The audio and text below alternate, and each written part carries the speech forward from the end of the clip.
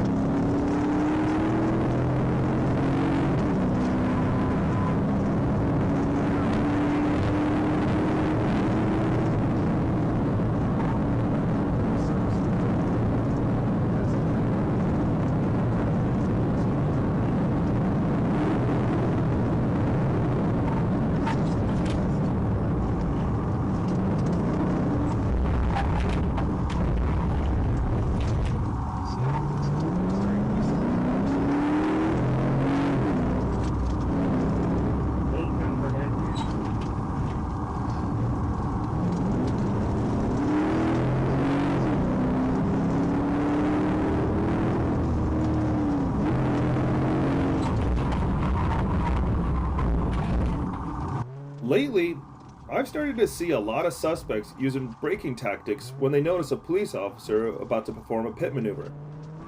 Do you think they also watch these chase videos?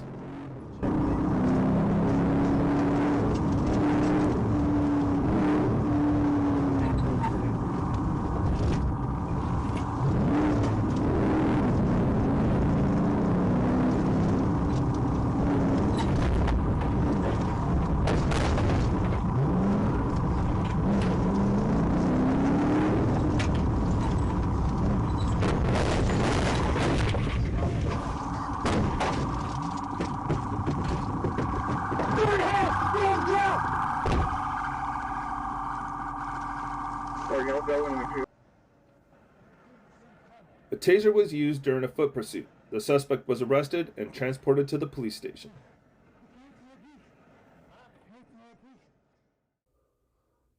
On August 23, 2023, at approximately 8:36 p.m., I was on routine patrol on Interstate 440 eastbound at around 3 a.m. While on patrol, I observed a black Chevrolet Silverado bearing a temporary license plate, traveling above the posted speed limit in the number 3 lane. I initiated my emergency equipment to conduct a traffic stop on the vehicle. The truck attempted to pull to the right shoulder, but then continued traveling eastbound in the number 2 lane on Interstate 440.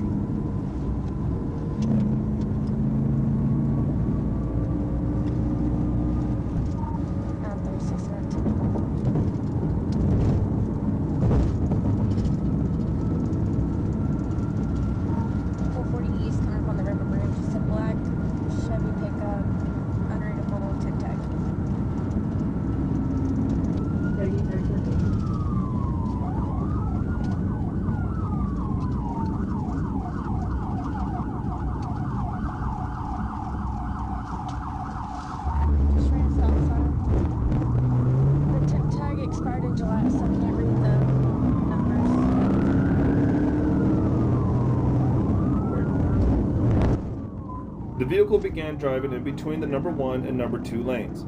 The vehicle then took the Faulkner Lake Road exit, disregarded the stop sign at the end of the exit ramp, and continued north on Faulkner Lake Road at approximately 80 miles per hour.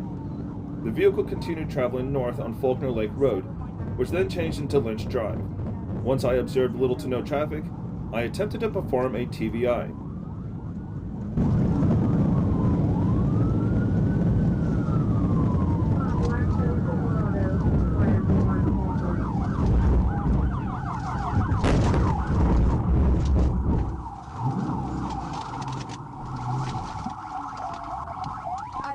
rammed him. He brake checked me.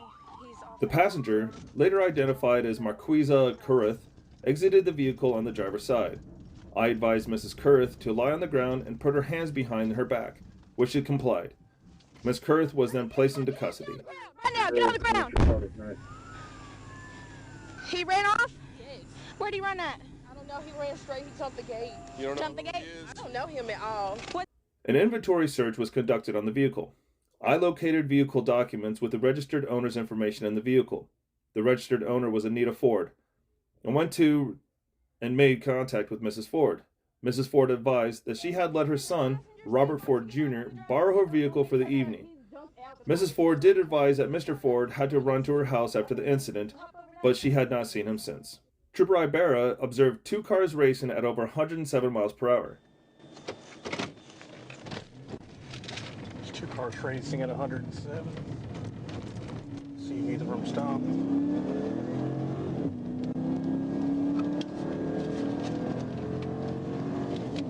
He first caught up to a Dodge Charger, which slowed down, and he was able to get the license plate information.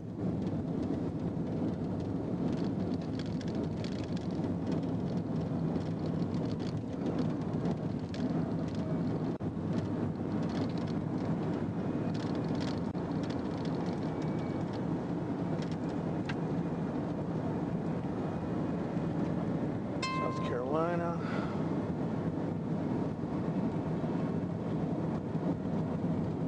They're racing. I won't be able to get them both. 10-4, we've got a PC unit into that way. Where you at? It's going eastbound.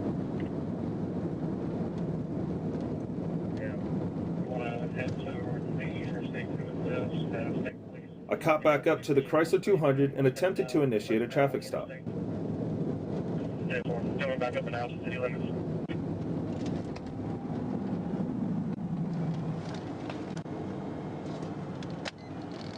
The Chrysler 200 did not stop. Took the 37-mile marker exit, then drove straight through the entrance ramp and re-entered the interstate traveling westbound.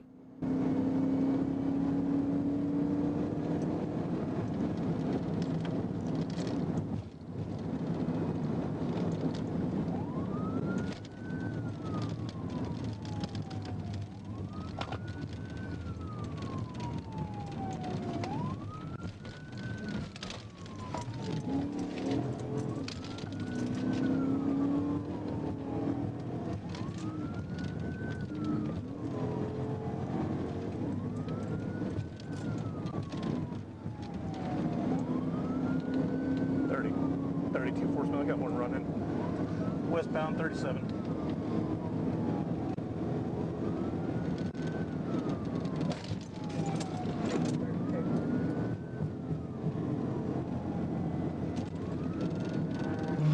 Westbound 37, I got one running.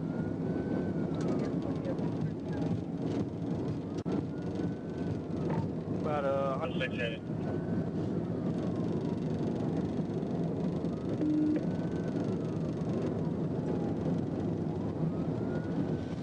Yeah, take the exit, it's sweet. Just stick to 35. Once the Chrysler reached to the top of the ramp, I performed a TVI on the vehicle as it traveled at approximately 83 miles per hour. 35 going north or south on 23. Got back on the interstate.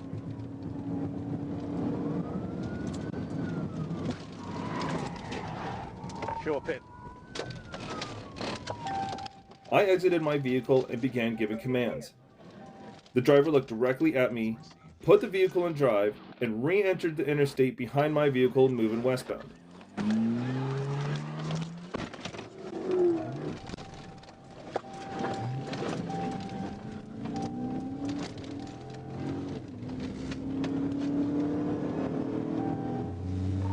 you jump back on the interstate?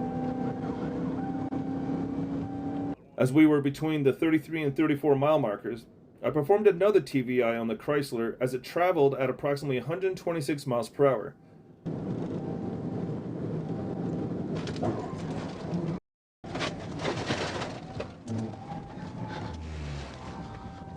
Show another pit and roll over. 34, 34.